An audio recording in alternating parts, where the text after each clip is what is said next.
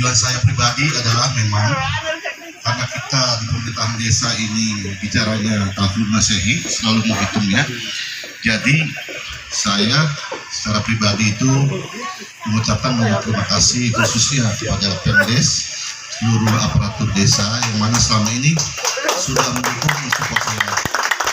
Tapi bahwa ini adalah amanah masyarakat desa Pasir Gombong selama 6 tahun yang diberikan kepada saya tanggung jawab lahir dan batin.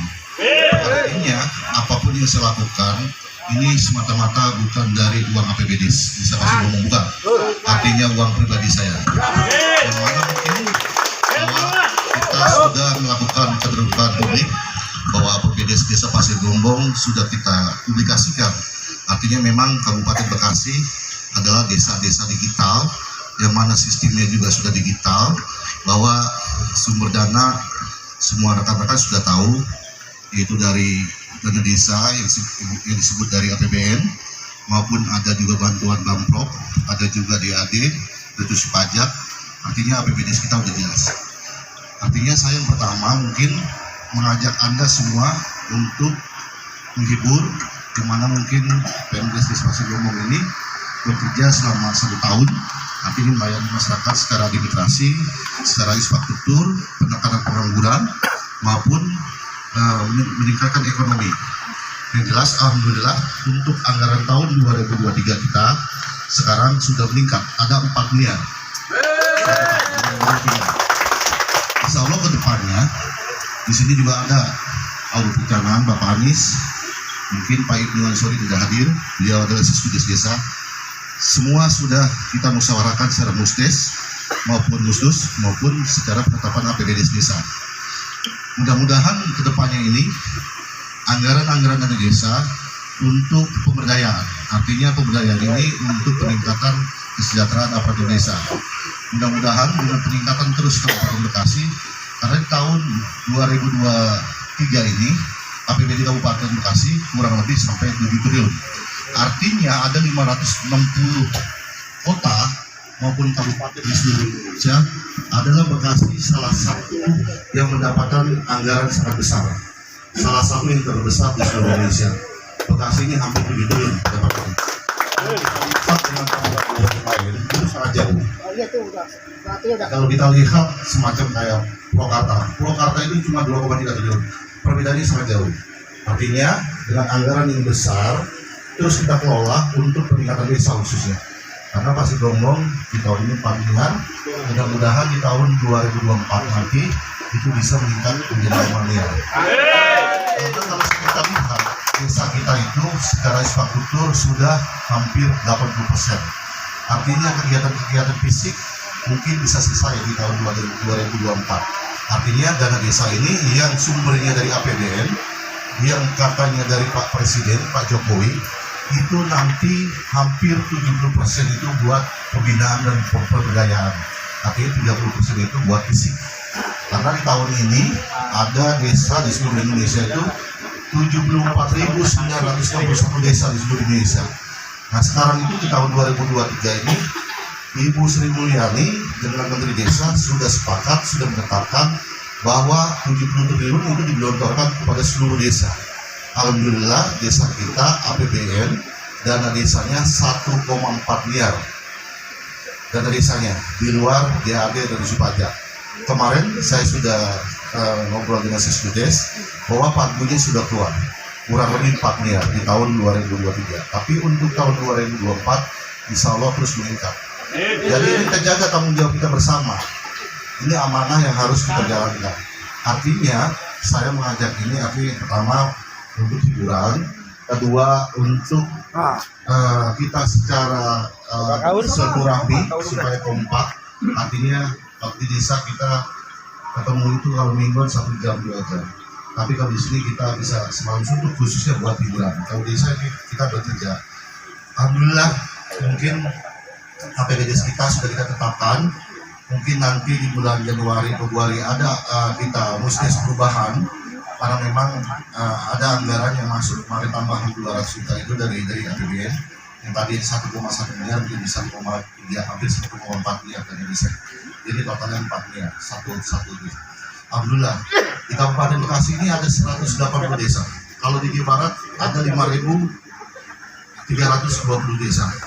Bekasi ini yang paling besar kalau bicara Jawa Barat. Mungkin kalau di Indonesia itu Bekasi hanya bisa diimbangi dengan Tangerang dan Surabaya. Nah, termasuk desa kita ini 180 desa di Kabupaten Bekasi, artinya desa yang ada di tengah kawasan. Artinya potensi secara sumber daya alamnya tidak ada, tapi yang terus kita doktrin adalah sumber daya manusianya yang kita perbaiki. Kalau desa ingin maju, kalau desa ini tidak ada sumber daya alamnya, itu sumber daya manusianya yang diperbaiki. Yang terus kita doktrin, kita perbaiki. Artinya buat generasi akan datang, generasi penerus, buat anak cucu kita. Terus kita bangun. Tapi di sisi lain juga niat kita adalah membangun dan kita melakukan kebaikan insya Allah hasilnya akan baik. Allah itu akan mencatat kebaikan kita dari seluruh aparatur. Jadi di sini kebetulan saya sebagai kepala desa saja, leadershipnya aja, tapi tanggung jawab semua sama. Tapi amal ibadah kita itu akan dicatat. Intinya. Terus kita pertahankan. Insya Allah di tahun 2023 besok, masa transisi saya, penetapan APBDes 2024 masih kita lakukan. Artinya untuk pembangunan fisik di tahun 2024 masih kita yang lakukan. Maka nanti terus menjaring aspirasi masyarakat, DPD, RT, RW, seluruh unsur maupun tokoh masyarakat dijaring. Artinya yang benar-benar prioritas maupun BLT harus tepat sasaran. Karena kita BLT kita kan kalau di Bekasi itu udah semuanya digital, tidak ada diterima uang cash, semuanya transfer ke bank. BJBJ di desa itu tidak memegang uang cash, semuanya ada di rekening. Jadi sistemnya sudah pakai token IBC. Kalau bahasa basic bank ini home banking. Jadi semuanya kita lakukan.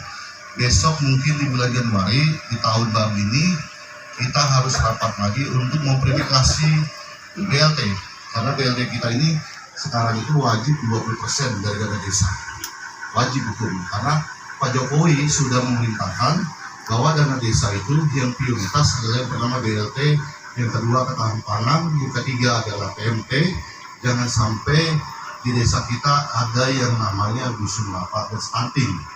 Makanya posyandu, PKK terus didorong untuk menggerakkan dan sampai terjadi lagi stunting dan dusun lapar. Karena kalau di desa kita ada stunting dan dusun lapar, artinya desa kita itu tidak sehat. Karena bicara Indonesia sehat, Indonesia maju, itu dari desanya dulu. Jadi Indonesia itu nggak bakal maju kalau tidak desa di seluruh Indonesia itu 70-40 nggak bakal maju. Jadi saya berpesan bahwa ini adalah bukan kita euforia atau ria-ria menghamburkan uang, bukan. Semua sudah saya kutesen, sudah saya hitung bahwa buat kegiatan-kegiatan begini artinya uang pribadi saya. Bicara bidang beda. Kalau bidang itu, bidang teknis itu kita mengambil dananya dari APBDes. Karena memang jelas di situ kan ada tupoksi para kasih, para kaum yang melaksanakan itu. Makanya dibentuk panitia. Jadi insya Allah di tahun 2023 besok kita akan melaksanakan lagi bintek. Karena seluruhnya akan menjadi bintek. Karena di desa kita itu hampir ada 180 orang aparatur desa. Mulai dari Hansip, PKK, Posyandu, Kasih, Taur, RT, RW, seluruhnya termasuk lembaga. Di situ juga ada BUMDes, ada juga PPMD, ada juga Karaguna, mereka berbina. Semuanya sudah kita plotting, sudah kita tetapkan. Artinya sama Seskusdes dengan Kabupaten sudah memposting seluruh anggaran kegiatan dari APBDes desa. Itu semuanya bisa dilihat di komputer maupun menteri. Karena desa itu beda dengan desa dulu. Kalau dulu desa itu hanya ada satu menteri, Menteri Dalam Negeri, Kemendagri. Kalau dulu, kalau sekarang desa itu ada 5 menteri yang menaungi. Yang pertama adalah Kemendagri, Menteri Dalam Negeri. Yang kedua Kemendes, yang ketiga adalah Kemeninfo, yang keempat adalah Kemenku, yang kelima itu Kemensos, Kementerian Sosial. Jadi semua menteri itu bisa melihat anggaran-anggaran desa. Jadi saya juga berpesan kepada Pak Anies khususnya ke perencanaan, Pak Sekdes, dan Seskudes. Itu adalah yang vital. Yang lain bukan tidak vital, itu vital. Karena majunya dan tidaknya desa itu ada di tangan beliau. Dan mengelola anggaran pun hati-hati. Karena anggaran desa itu sama dengan anggaran kabupaten dan provinsi maupun pusat. Itu bisa dilihat oleh BPK, Inspektorat, maupun dari Tipikor, maupun dari Kejaksaan. Artinya saya berpesan itu. Makanya terus kalau desa pengen maju, langkahnya dari kita. Jadi masyarakat itu kita didik, kita doktrin, kita jalankan. Mana yang kampungnya becek harus dicor, mana yang tidak ada jembatannya harus dibuat jembatan. Karena jangan sampai orang ini muter ke sekolah. Jalannya becek, jangan sampai kontrakan kosong. Karena kenapa? Ekonominya nggak meningkat. Tapi kalau jalan bagus, insya Allah kontrakan mereka penuh. Dan insya Allah kalau banyak orang yang kontrak, pedagang-pedagang di kampung kita itu akan ramai. Jadi tugas kita nih. Karena kita di pemerintahan itu mengelola masyarakat. Beda kita kerja di pabrik. Kalau kita kerja di pabrik, kita memproduksi produk apa? Produk itulah yang kita perbaiki. Jangan sampai engine besar, produksinya bagus, lampunya keras, suara bagus.